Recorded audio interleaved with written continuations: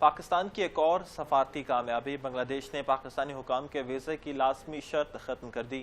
پاکستانی اور بنگلہ دیشی حکام کے درمیان باہمی ویزا استثناء کے معاہدے کی منظوری دے دی گئی ہے۔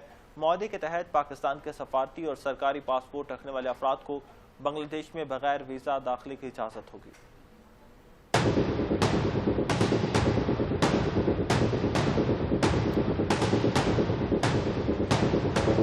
پاکستان اور بنگلہ دیش کے درمیان تعلقات میں بہتری کی ایک نئی امید۔ بنگلہ دیش نے پاکستانی حکام کے لیے ویزا کی لازمی شرط ختم کر دی ہے۔ نوبل انعام یافتہ ڈاکٹر محمد یونس کی سربراہی میں قائم عبوری حکومت نے ایک اہم پیش رفت کرتے ہوئے باہمی ویزا استثناء معاہدے کی منظوری دے دی ہے۔ معاہدے کے تحت پاکستان کے سفارتی اور سرکاری پاسپورٹ رکھنے والے افراد کو بنگلہ دیش میں بغیر ویزا داخلے کی اجازت ہوگی۔ اسی طرح بنگلہ دیشی حکام بھی پاکستان کا ویزا لیے بغیر سفر کر سکیں گے۔ آئندہ 5 سال تک یہ نافذ العمل رہے گا، جس کا مقصد دونوں ممالک کے درمیان سرکاری روابط کو فروغ دینا اور تعلقات میں نرمی لانا ہے۔